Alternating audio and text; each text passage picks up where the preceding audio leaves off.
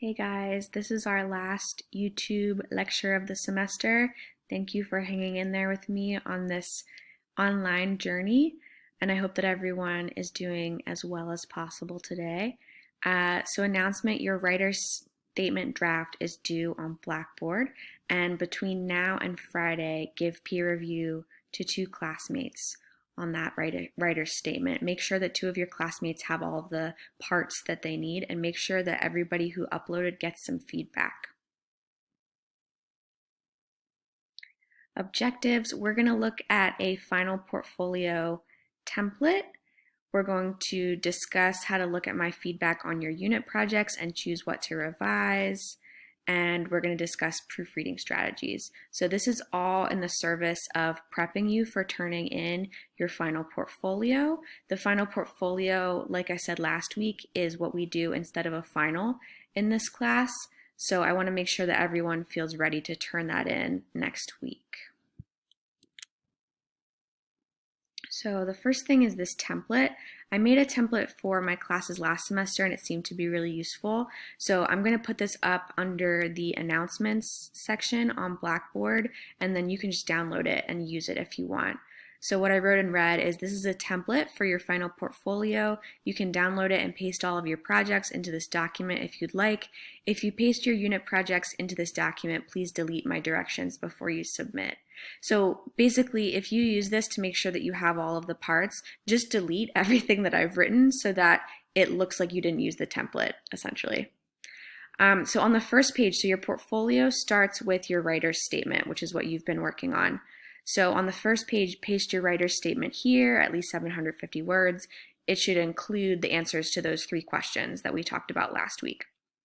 And then after you paste that, on the next empty page, after your writer's statement, paste your Unit 1 project, Welcome to My Discourse Community. That was 1,000 words. And 2 out of your 4 unit projects should be revised, right? So we did 4 total projects. You're going to pick 2 of them based on the feedback that you got from me, and you're going to use the feedback that I gave and the revision strategies that we've talked about to update it and make it the best version of what it can be. So first is the Unit 1, and then next is Unit 2. Paste your Unit 2 project, the profile, at least 1,000 words, and the genre analysis. 2 out of your 4 unit projects should be revised. Then after Unit 2, Unit 3, the call to action paper and the genre analysis, and then the photo essay, right? So the idea here with a portfolio is that you're putting together all of your major projects from the semester, and you're sort of putting forward, this is my best work, this is what I've done, this is my writing process. And I think it can be really useful to see all of your writing together. I've been a student in portfolio classes, and from a student perspective, it can be really nice to see all of your stuff in one place. Outside of writing classes, you'll see this also sometimes. Art students will make portfolios of their work, or architecture students. And when you go out into job interviews and stuff, people often have portfolios from whatever field they're in. So we're doing that very thing in this portfolio for this class, putting together your best work with your unit projects. Okay, so the next thing I want to show you guys is this link from Blackboard that I'm also going to put up in the announcement section. So this is a help link from the Blackboard website about how to see feedback from your professor. So I want to make sure that everyone sees the feedback that I gave, specifically the little bubble comments, because I left a comment not just on the side of the paper with the grade, but also in the paper you have comments. So it says here, to review your grade and feedback, select the same link in your course you used to submit your assignment. The review submission history page appears. If you uploaded a file, it automatically opens in the browser if inline viewing is on. So what you guys should see on your end is something that looks like this, right? Right here, I paste the grade, and then there's like a little arrow here where there's a note from me, and then over here you can see the paper. And this is key, is that you should see these little blue bubbles in your paper. And those are comments from me. And if you hover or click on them, you should be able to see the comment that I left. I heard from at least one student that these bubbles were not popping up, which worries me because I want everyone to see these. So a couple thoughts that I have, I did some research about if these bubbles aren't showing up. So if they're not showing up, one thing that you could do is over here. It's really small right now, but you'll be able to see this link in the Blackboard announcement. There's an arrow and it says download original file or download annotated PDF. If you see that, you should be able to click download annotated PDF and download your paper with my comments on it in a PDF format. Also, one thing to think about is I've noticed sometimes there's multiple files here. There's like your Google Doc and then there's another file. So you might need to click, if there's a list of 2 files here, try clicking on the other file and see if that's the one that has the comments on it. Also, you could try changing your browser or updating your browser to get those comments, or switching devices. But if you try different methods of seeing these bubbles and you don't see them, but it's graded, then reach out to me and I can figure out how to get those comments to you, because everybody should get their comments. Okay, that's probably the most important thing about the grade, is that you're able to see the inline comments that I made on your papers. All right, so try out those strategies, but let me know if you can't see these little blue bubbles.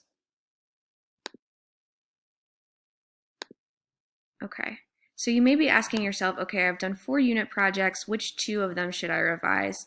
In terms of grading, from everybody who turns your photo essays in, my goal is for Monday, Wednesday people, I'm trying to have all the Monday, Wednesday photo essays graded by Monday night. It might be late Monday night, but I'm trying to get those all done.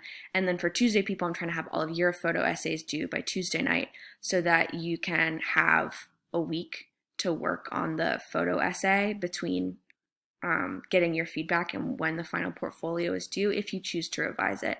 My thought is to look through all 4 assignments and look at the comments that I gave you and pick the 2 that you feel like could use the most work, and use those 2 to revise, right?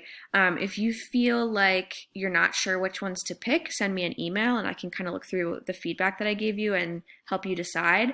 Another thing is that units 2, 3, and 4 all had that genre analysis. And one thing I noticed is that sometimes if you were missing the genre analysis for one of those assignments, that could be a great piece to revise, because you could reread what you wrote and write your genre analysis. And I think that's a really nice way to reflect. So if you are missing the genre analysis on any of your units 2, 3, or 4, then that could be a good route to go, is pick the ones that are missing the genre analysis for your final portfolio. Okay, so definitely reach out to me if you have questions, but the portfolio is writer's statement plus all 4 of your unit projects with 2 of them revised. And that's your final project for this class. Let's see, what else? Okay, proofreading strategies. So proofreading is this final step of the process, right? So you've done your revision on the 2 that you picked. Now you want to proofread them. So one strategy is to read out loud. This is why I had you guys read your stuff out loud when we did peer review in class, is because it's so powerful when you've been working on something for a long time to hear what it sounds like out loud. Our eye will skim over things that we have written because we are familiar with the language, but when you read it out loud, you hear those little things that you might want to change. You can also have a friend read it to you, or a family member, or you could use a computer program. I used to, in college, use a program that like a computer voice read my papers to me, so you could try that. Read backward. So this means you look at the very last sentence of your paper and you isolate it and you think about, stylistically, is this working? Is the sentence length working? Grammatically, is this how I want it to be? Isolate that sentence. Then the second to last, third to last, all the way up to the beginning. And that helps, again, with not having your eye skim over your sentence level choices, but really focusing on each sentence. And finally is Grammarly.com. A lot of you may be familiar with Grammarly, but I want to demonstrate it because I think it's great. So Grammarly is a free website. You can upload to premium version, but I think free is great. Um, so you sign in, and this is what it looks like when you're signed in. Just to give you guys an example, so you click new, and I should have your syllabus copied in here just to show you an example. And one thing you can do with Grammarly is make some settings choices. So like, what kind of audience do I have? Are they a general audience, a knowledgeable audience, or expert? What level of formality am I looking for?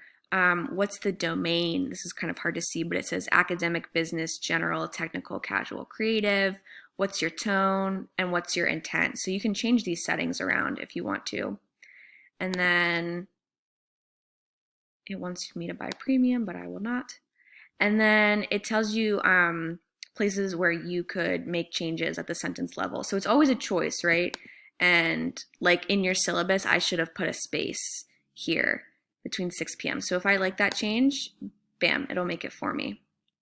Okay. 2 p.m., it doesn't like that. And it doesn't like that I use the word literally. So I'm going to keep literally because I like it. Stylistically, that's a choice for me, but it says that I should take it out because it's an unnecessary word.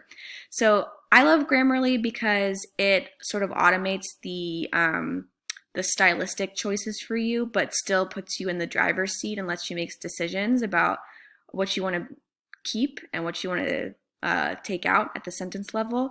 I use this for everything that I write, and you can also put it in your Chrome so that if you're typing on Chrome, it'll do Grammarly checks for you. So if you don't use Grammarly, definitely check it out, not just for this class, but for other classes and for life, because I think that it really helps you catch stuff that when you're writing quickly, especially, that you might not catch.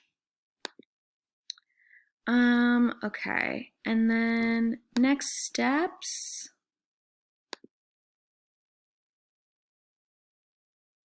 So between now and next week, make sure that you peer review your writer's statement for 2 classmates. This is due by Friday. So between when this gets posted for your class and Friday, go back into Blackboard, peer review 2 of your classmates. That'll give everyone time to look at the feedback that you get and integrate it before you turn in the final portfolio. And make sure that after you give peer review that you go back in on Friday and check out what feedback your peers gave. Ultimately, the portfolio is due next week. So this is your final for the class, and it's worth 30% of your grade. I need portfolios from everyone, and I can't take them after finals week is over. So talk to me if you have a lot going on, but I need it next week for sure. Email me with questions. And it was really great working with you guys. I'm sad that I didn't get to keep being in the physical classroom with everybody, and I hope that everybody's hanging in there, that your families are doing well, and hopefully we'll see each other again on campus either next semester or a year from now. But I wish you all the best, and yeah, it's been great working with you guys. Bye.